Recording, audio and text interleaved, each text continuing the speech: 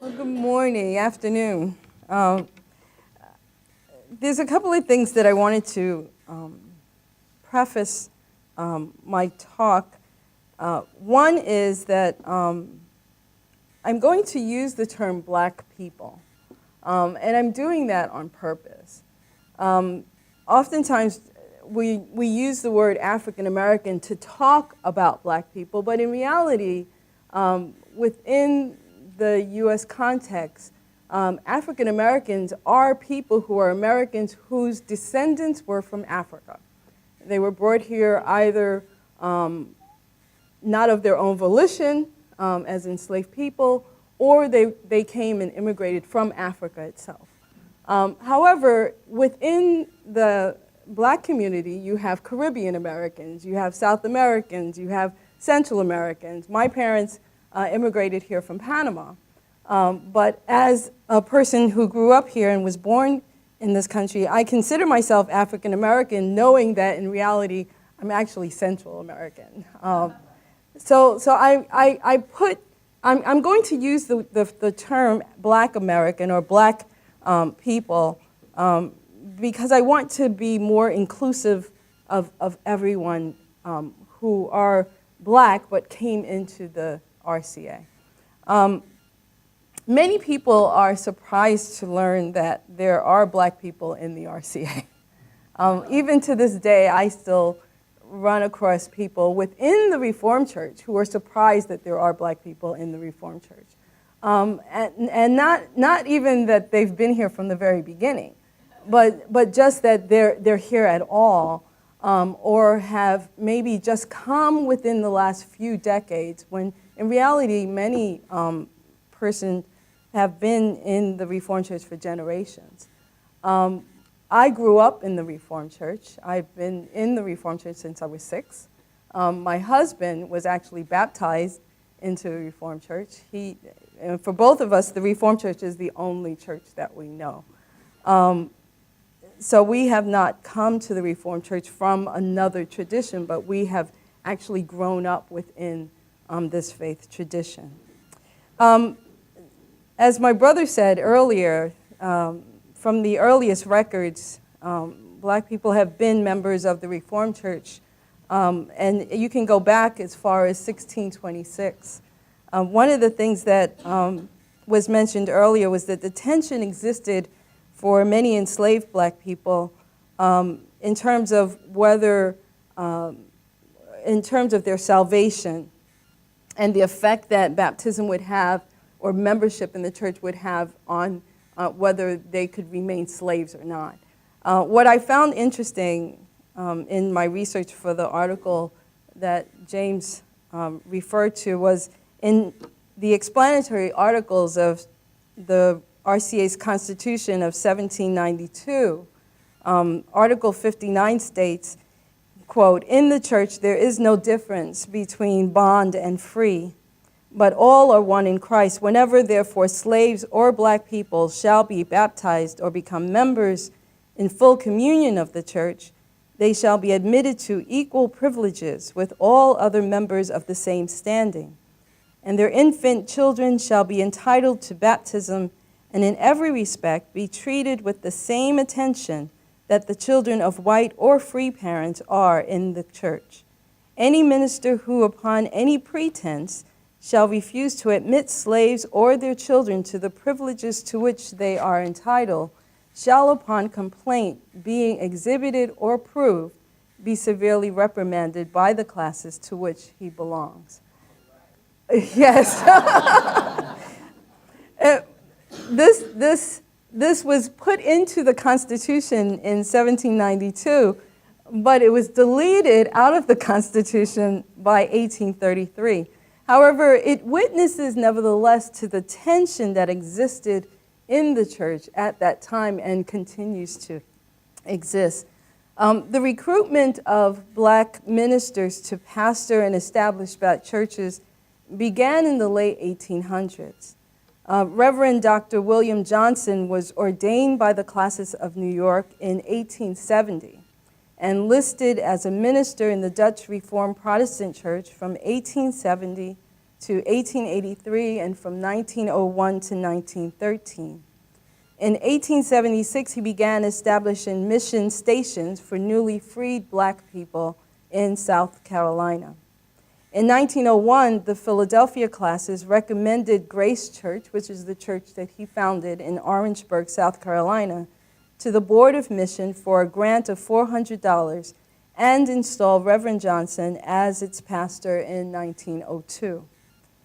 However, he formed these different mission stations, and 5 of them ultimately became organized churches.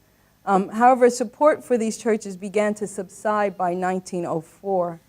In 1911, the Philadelphia classes announced its desire to cease its relationship, and by 1926, all 5 churches in South Carolina were closed. For the first time, however, black ministers were being recruited and commissioned by the Reformed Church to do mission work.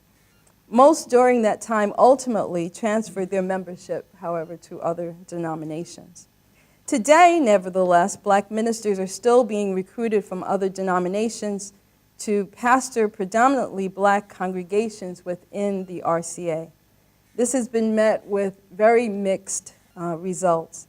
In many cases, these new pastors have been welcomed additions and assets to the congregations and to the denomination, bringing with them their gifts and passions for Christ and his church. In other instances, the differences in polity and theology between the new ministers' original faith traditions and the RCA have proven to be the source of much conflict and schisms within the church. As a result, some congregations are now intentionally focusing on raising up black pastors from within the Reformed Church, rather than relying upon other traditions to supply those needs. Black people also came to the RCA through Southern Normal School in Bruton, Alabama. It was founded by James Dooley in 1911 with the goal of establishing a co-ed boarding school for black children in the South. The RCA began supporting the school in 1919. Several graduates went on to higher education at RCA colleges and seminaries. The Reverend Samuel Williams graduated from Central College in 1948 and Western Seminary in 1951. After ordination by the Holland classes, he served as a missionary and teacher at Southern Normal School from 1951 through 1960, and he later served in the pastorate at Pembroke Reformed Church in Illinois and Community Reformed Church in Oakland, California, and later on staff at Hope College in Holland, Michigan.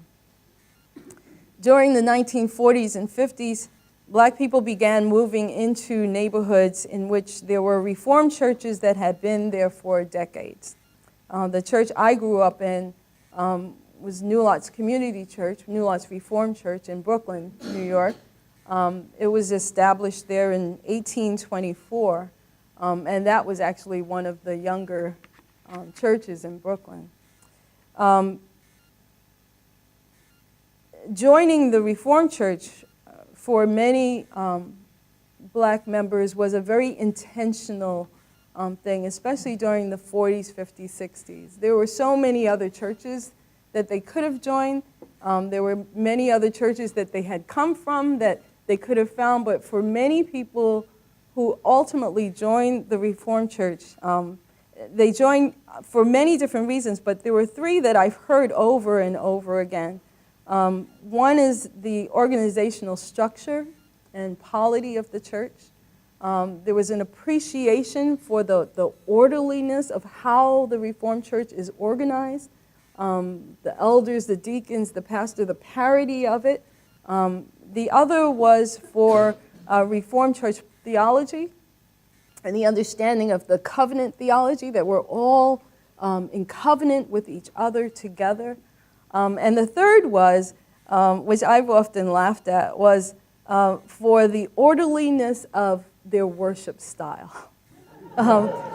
Many people look at, and I say this all the time, if you know black people who grew up in the Reformed Church. To some extent, we are more Reformed than the Dutch because we have bought into the liturgy, the everything, hook, line, and sinker. And you go to some of the more established Reformed, predominantly black congregations that have been in the Reformed Church for 30, 40, 50 years. Their liturgy is, in some of the churches, they're still using vodum and all, all the language that comes with it. But for many who came and joined the church, that was intentional. They appreciated that style of worship, and they appreciated the ability to come into worship, and it would be an hour, and they'd have the rest of the day, and that was not looked at as a deficit. That for many was very much a positive thing. They also found within the RCA during the 40s and 50s, this was during a very tumultuous time because the neighborhoods were changing and transitioning from being predominantly white or Anglo to now having black folks who are coming in who were African Americans, but also who are coming in from other countries, having Latinos come in, all kinds of people were coming into these neighborhoods. And so the RCA became a receptive ear to some of the practices, the unjust practices that many people were now facing within those communities. As they joined the churches, they didn't just join the church and remain silent, but they began to talk about and to share some of the discriminatory practices, some of the challenges that they were having and facing in terms of purchasing property, owning property, sending their children to certain schools, things like that. The Board of North American Missions, formerly the Board of Domestic Missions, worked with many of these urban churches in order to help increase their outreach among the new residents in these communities. They sent workers to organize and staff Sunday schools and provided grants to help them financially. This new relationship awakened the board to the discriminatory practices that many of the new residents faced, and in response, the board began to give voice to these ills and encourage the RCA to address them. In 1957, General Synod adopted the Credo on Race Relations, which was presented by the Christian Action Commission. The Credo called the church to repentance. It called for an emphasis on racial inclusiveness in the life of the church, action against segregation in schools, housing, and restrictive covenants, of affirmation of racially mixed marriages, and cooperation with other boards and agencies working towards racial justice. In 1959, the Covenant of Open Occupancy was adopted by the General Synod and approved in 1961. Members of congregations that accepted the covenant had pledged not to use racial practices in buying or selling their homes. This covenant was of tremendous importance and provided a prophetic voice in the midst of much hysteria at that time. As more people of color began to move into these northern cities, communities that had a long history of being predominantly white were faced with several choices. They could welcome, the churches that were there could welcome the rich diversity of people moving into their community, or they could implement and support policies that would make it difficult for people of color to purchase homes in their neighborhoods, or they could flee the city and move to the suburbs. Although the Credo and the Covenant were supported by the denomination's leadership, it was harder to implement on the congregational level. Many churches resisted endorsing organizations like the National Urban League or the NAACP. And some congregations resisted accepting the covenant altogether and pledging not to use racial practices in buying or selling their homes. By the late 1950s, many of the churches began to experience hardship as a result of their white members leaving in large numbers. Some classes chose to remain Some classes chose to remain committed to the communities in which the churches were planted and reach out to the new residents that were there. Other classes chose to sell the church property and reestablish churches in communities where there were more white people.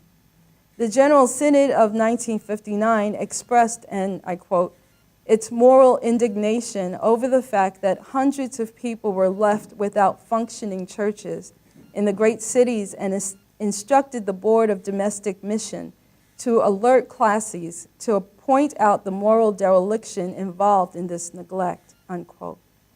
To this day, reaching out to a changing community rather than fleeing the community and relocating the church in neighborhoods with people of the same color or ethnicity continues to be a challenge in the Reformed Church. In an effort to assist these struggling churches during that time, the 60s and 70s, the RCA implemented an intern program between RCA seminarians and the Board of Domestic Mission. The intern program recruited second-year seminarians who were white and people of color, and who were also willing to take a year off to provide churches in the urban areas with much-needed support. This proved a life-changing experience for these seminarians and a tremendous support for these transitioning churches. Interestingly enough, while the human and monetary resources provided by the board and the classes and the supportive congregations helped many of the urban churches survive the transition, many black people within these congregations resented being perceived as an object of mission by the denomination. This resentment fueled the goals of leadership development and self-reliance among black congregations, particularly after the establishment of the Black/African American Council in 1969. I don't know if I have time, but I may come back to it. But the council was basically established after James Foreman presented what's called the Black Manifesto to the General Synod in 1969. And basically there were a number of demands that were placed from this manifesto. And in response to that, the General Synod then created an ad hoc committee to come together and figure out how to respond to these demands. Out of that, delegates were asked from all of the churches, all of the congregations in the RCA who had at least one black member to send a delegate to this meeting in New York in August of 1969. 30 delegates from 30 different congregations throughout the RCA gathered that weekend. Although every RCA congregation that had at least one black member was invited, some pastors discouraged involvement because they perceived the council as divisive, exclusionary, and a vehicle that promoted separation rather than unity. However, through the council, black members no longer saw themselves simply as pew dwellers, but as members of a larger body called the Reformed Church in America. The council decided not to be considered a funding organization. One of the demands from the Black Manifesto was that, and this is my own words, that the church provide reparations in order to help these urban churches rebuild, because black folks had inherited these buildings that were just falling apart. They were in communities that had been in neglect, and it was pretty much just said, here, this is yours, with no support at all. Well, some support, but nowhere near enough to really provide what was needed to build it up again. But the council decided that they were not going to be a funding organization. Instead, they wanted to be a reconciling force within the denomination. As a result, some of the delegates met denominational leaders after that meeting, requesting representation and a seat at the table of the decision-making bodies within the RCA. In response, 2 members were appointed to the General Program Council. which later became General Synod Council, and one person was appointed to the executive committee of the General Synod. Their presence and participation raised the RCA's sensitivity to racism and have continued to raise the sensitivity of the denomination to other challenges that are faced within the Black communities. Now the church is starting to respond to issues of white privilege, to issues of mass incarceration, to issues of police violence within Black communities. Their presence also within these bodies of decision-making, within these decision-making bodies also help the denomination support models of inclusivity for the General Synod Council as it related to gender and racial balance. And so even to this day, almost all of the bodies, whether it's commissions or GPC or whatever, they all have to be intentional in terms of who are they including now. And that has come out of the presence of Black folks on these governing bodies. Today, Black RCA members have served or are serving on denominational task force, commissions, GSC, ecumenical bodies, RCA staff, and have become seminarians and pastors serving congregations throughout the country. Another benefit of the council came through their effort to address the predominantly Black congregations' goals of leadership development and self-reliance. The council led workshops on elder deacon training, the polity of the RCA, the book of church order, and how to run meetings. They encouraged churches to take steps towards ending their mission stations personas by providing workshops on financial planning, budgeting, stewardship, and grant proposal writing. In addition to helping the churches become thriving congregations, the churches also began fellowshipping with one another in support of each other's spiritual, social, and fundraising events. I grew up in my church. We always associated and fellowshipped with all of the predominantly Black congregations, RCA congregations in the New York City area, Brooklyn, Queens, the Bronx, Manhattan. And that's how I met my husband. He grew up at the Mott Haven Reformed Church in the South Bronx. I grew up at New Lots Church in Brooklyn, but our churches always came together, and so we all kind of grew up knowing each other from these events. On a congregational level, Black women within the predominantly Black congregations have had a long history of developing and using their leadership skills as deacons and elders on consistories, in offices within the Reformed Church Women's Ministry, as well as on denomination-wide programs. The first Black clergywoman, Bernita Babb, was ordained in the early 1990s. I tried to find the year, but I couldn't in time.